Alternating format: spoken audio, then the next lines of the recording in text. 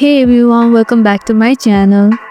In today's video, I'm going to show you how to use or apply coupon on your purchase item on AliExpress. It is super simple, so without any delay, let's get right into the video. First, open up your AliExpress app on your device. Make sure that you have logged in your account. Now, what you're gonna do is go on to your cart. Now in the cart section, you'll see all the list of items that you have added to the cart. Then you're gonna click onto the item that you want to purchase.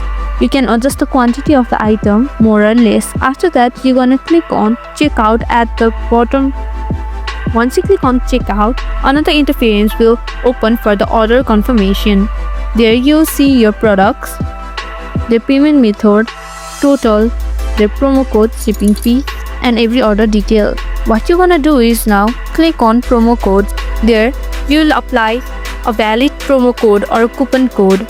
After that, you'll click on apply. Thanks for watching. If you like this video, don't forget to hit on that like, share and subscribe button, and also hit on that notification bell icon so that you won't miss any of my videos.